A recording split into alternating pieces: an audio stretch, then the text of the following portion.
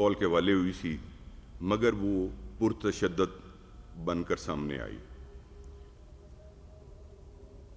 24 کو ہزاروں کی تعداد میں لوگ راولپنڈی ریجن ڈسٹرکٹ اٹک میں داخل ہوئے۔ پولیس نے ریسٹرین کا مظاہرہ کیا اور مگر مظاہرین کی طرف سے سخت پرتشدد رویہ اختیار کیا گیا۔ اس دوران پولیس پر ڈائریکٹ فائرنگ کی گئی، آنسو گیس شیل استعمال ہوئے۔ جو مظاہرین تھے وہ باقاعدہ ایک ٹرینڈ پروٹیسٹر بن کے سامنے ابھرے اور انہوں نے تمام سرکاری وسائل کا استعمال کیا، مگر پولیس نے انتہائی ریسٹرین کا مظاہرہ کیا اور کوشش کی کہ کسی بھی مظاہرین کو جو ہے وہ زخمی نہ ہو پائے، جس کا ثبوت یہ ہے کہ پورے راولپنڈی ڈویژن میں کسی بھی پروٹیسٹر کے زخمی ہونے کی اطلاع موصول نہیں ہوئی اور نہ ہی کسی نے کسی ہاسپٹل میں رپورٹ کی اپنے زخمی ہونے کا۔ پروٹیسٹرز جو ہیں وہ راولپنڈی ریجن خصوصی اٹک میں جو ہیں وہ ایک دن پورا 24 اور 25 کی تاریخ شام تک جو ہیں وہ رہے۔ پولیس نے انہیں انگیج کیا اور بہت ریسٹرین کا مظاہرہ کیا، مگر ان کی جانب سے ڈائریکٹ فائرنگ کی گئی، تشدد کیا گیا پولیس میں، اور 24 نومبر کو راولپنڈی ریجن کے 170 پولیس افسران و ملازمین زخمی ہوئے۔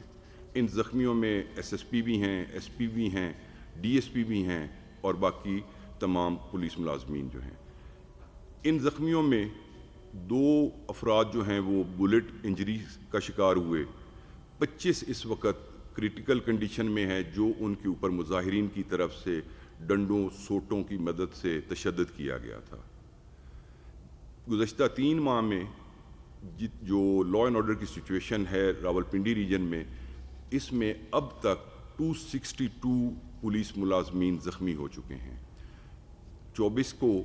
مظاہرین نے نہ صرف موٹر وے پہ مختلف جگہ پہ آگ لگائی، اس کے ساتھ ساتھ 11 پولیس کی گاڑیوں کو بھی ڈیمیج کیا، توڑ پھوڑ کی۔ اس تمام جو 24 نومبر کا پروٹیسٹ تھا، اس کے سلسلے میں پولیس نے پورے ریجن میں 32 کیسز رجسٹر کیے ہیں اور اس میں اب تک پولیس جو ہے وہ 1151 ملزمان کو گرفتار کرنے میں کامیاب ہوئی ہے۔ ان ملزمان کا جب ڈیٹا چیک کروایا گیا تو یہ بات سامنے آئی کہ اس میں 64 افغانز ہیں، جس میں 4 جو پرسن ہیں ان کے پاس ریزیڈنٹ کارڈز موجود ہیں، باقی 60 جو ہیں وہ اللیگل ہیں۔ مزید جو ویریفیکیشن جاری ہے، ابھی تمام کا میں نہیں ڈیٹا موصول ہوا، اور جو جیسے وہ حالات آئیں گے تو ہم اس میں آپ کے سامنے رکھیں گے۔ پولیس نے اس تمام عوام کو بے بہا تکلیف ہوئی، راستے بند کرنے پڑے، وہ باعث مجبوری کیا گیا تاکہ پروٹیسٹرز کو جو ہے وہ جلاؤ گھراؤ کی اجازت نہ دی جائے۔ This is all from my side. Now I will CPO Rawalpindi will say something. Thank you, sir.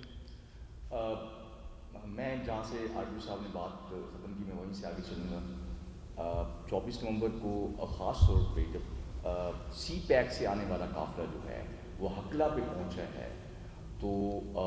راستے میں جتنے پولیس نے ان کو انگیج کیا، ریسٹورینٹ کا مظاہرہ کیا، تو وہ اس سے ایمبولڈن ہو گیا ہے۔ اور جب راولپنڈی کی حدود میں قافلہ داخل ہوا، انہوں نے حقلہ میں نہ صرف اسٹریٹ فائرنگ کی، وہاں پہ انتہائی پرتشدد مظاہرین جو ہیں انہوں نے پتھراؤ کیا اور اس کے بعد گاڑیاں دوڑا کر جو پولیس کی ڈپلائمنٹ تھی ان پر گاڑیوں کو رن اوور کرنے کی کوشش کی گئی، اور اس کے باوجود پولیس نے انتہائی ریسٹورینٹ کا مظاہرہ کیا، کیونکہ ہمارے 24 کانسٹیبلز وہاں پہ زخمی ہوئے، کچھ ان میں بہت کریٹیکل کنڈیشن میں ہیں، اور ایک ہمارا کانسٹیبل مبشر جو ہے وہاں پہ شہید ہوا۔ اس کے باوجود ہم نے ریٹرن فائر نہیں کیا، ہم نے ریسٹرینٹ کی، اور کسی قسم کا مظاہرین کی طرف سے جو ہے کوئی ایسی ہمارے پاس ثبوت سامنے نہیں ہے کہ ان میں سے کوئی زخمی ہوا ہو. اس کے بعد یہ سلسلہ جو ہے آگے موٹر وے پر سنگجانی پر اور پسوال سنگجانی جو انٹرچینج ہے اور موٹر وے ٹول پلازا اور 26 نمبر کے ساتھ ساتھ جتنے بھی پولیس کی ڈپلائمنٹ تھی, فزیکل بیریئرز ہم نے وہاں پہ پلیس کیے, تمام پر مظاہرین کی طرف سے اسٹریٹ فائرنگ کی گئی, اور جس کی وجہ سے چند گھنٹوں میں مظاہرین کو پھر پولیس جو ہے اس کو پیچھے ہٹنا پڑا تاکہ مزید خون خرابہ نہ ہو اور پولیس کا مزید نقصان نہ ہو. اس سلسلے میں عوام کو فزیکل بیریئرز کی وجہ سے, روڈ بلاکیج کی وجہ سے مشکلات کا سامنا پڑا, but that was an in avoidable necessity. وہ بہت ضروری اس لیے تھا کہ مظاہرین کی طرف سے مسلسل یہ اعلان کیا جا رہا تھا کہ راولپنڈی میں اڈیالہ روڈ کی طرف مارچ کیا جائے گا, اڈیالہ جیل کا گھیراؤ کیا جائے گا, اور راولپنڈی کو destabilise as a city destabilise کرنے کی کوشش کی گئی, جو کہ پولیس نے ناکام بنا دیا. اس سلسلے میں جو سب سے امپورٹنٹ چیز ہے وہ یہ کہ جب ہم نے اریسٹ کی ہیں پرشدت مظاہرین کو, جب ہم نے اریسٹ کیا ہے 400 سے زیادہ اب تک ہم اریسٹ کر چکے ہیں, اس میں درجنوں افغان شہری جو کہ غیر قانونی طور پر یہاں پہ مقیم ہیں وہ اریسٹ ہوئے, ان سے اسلحہ برآمد کیا گیا, کمیونیکیشن وائرلیس کمیونیکیشن اکوپمنٹ برآمد ہوا, اور بال بیرنگ جو ہیں وہ برآمد ہوئے, اور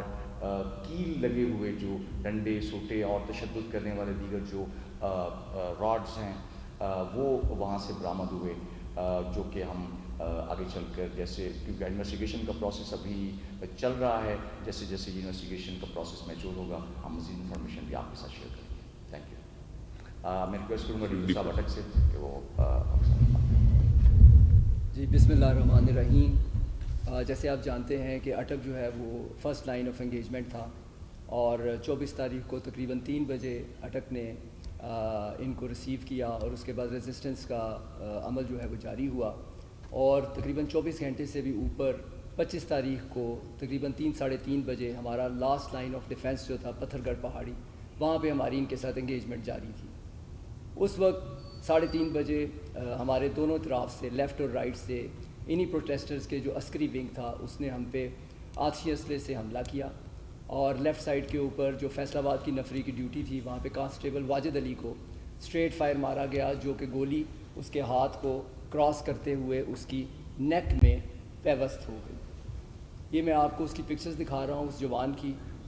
یہ اس کے بازو ہاتھ سے جو گولی کراس کی, اور یہ اس کی نیک میں جو گولی پیوست ہے, اور وہ اس وقت ICU میں ہے لڑکا.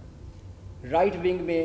ہماری سرگودا پولیس کی ڈیوٹی تھی, جس میں کانسٹیبل واجد علی کی ٹانگ میں اسٹریٹ فائر مارا گیا, اور جس سے وہ ابھی بھی گولی جو ہے اس کی ہڈی میں پیوست ہے, اور اس کا آپریشن 1-2 دن میں انشاءاللہ تعالیٰ ہوگا. ان تمام فائر اور زخمی ہونے کے بعد پولیس کے پاس صرف 2 آپشنز رہ جاتی ہیں.